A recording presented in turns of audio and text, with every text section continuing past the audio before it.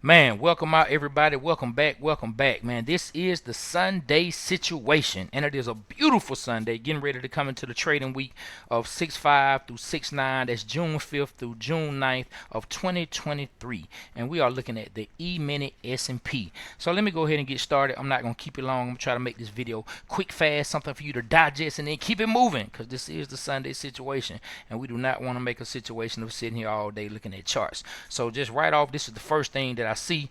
I see this swing right here, standing up, just staring at us.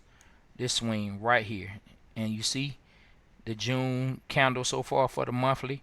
This is the monthly chart. Seems like we are gunning for this particular swing right here. I also should have marked not that swing. I should have had this swing marked. This is the swing for this run up. And then of course that was the low of last year, and then we have the high of last year. So let's drop down to a weekly. What's the first thing you see? First thing you see, which is just plain and simple, you see that swing high that we spoke about right here. Looks like we gunning for it. See these lines right here? That's the new week opening gap from last week. I could see price coming back down, but I think the objective overall is to get above this swing. Let's drop down to a daily. Oh, hold on one second. Let me go back to the weekly just to show you something. You see this gap right here?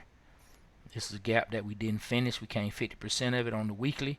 I think we could get up to finish that gap. So that's another area that I think that where the liquidity is and what the market could be looking for. Now we're looking at a daily chart. Let's get that swing in the picture that we are looking at, that we think the market is going to be chasing after. Let's make sure that we got it where everybody can see.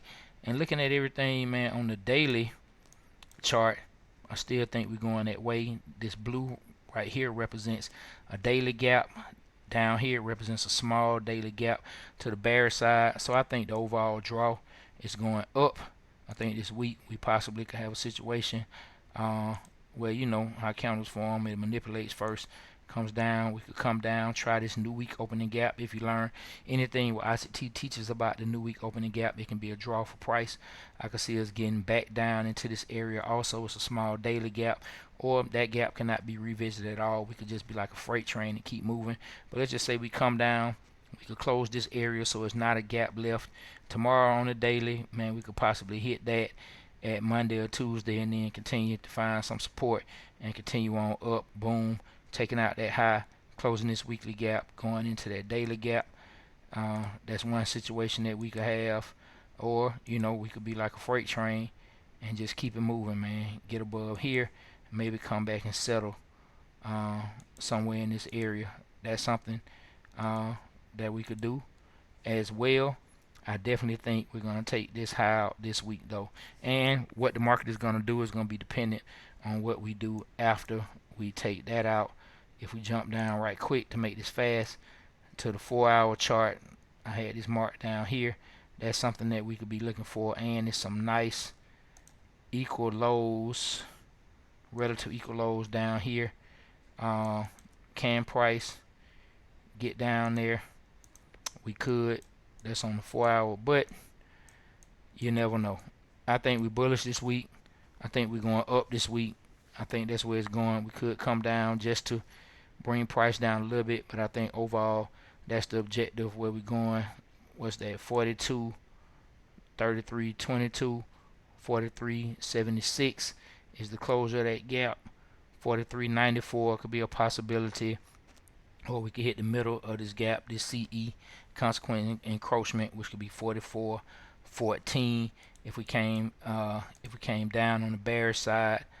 Like I talked about that daily gap, we could come down right here to 42.28, close it at 42.18, or hit this new week opening gap 42.36.25. So those some levels and some areas to look for on the E Mini S&P. This is the Sunday situation. That's the way I see the market.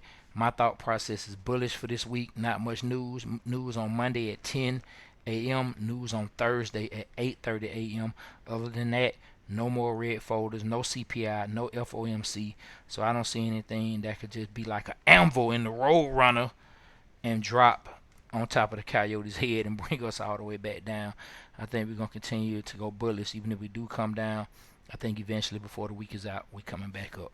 All right, that's the Sunday situation. Hey, check back with me. Hope you enjoyed it. Every single day around 8 a.m., 8:30, I do something called the morning draw. Where's the liquidity? Oh, liquidity, where art thou, they, man? I don't know what I just said. I meant where art thou. I just messed it up and said something. Thou they stumbled all over my words. But you get the picture. Either way, man, we out. Hope you enjoyed it. Sunday situation with the gray hair trader. I am gone.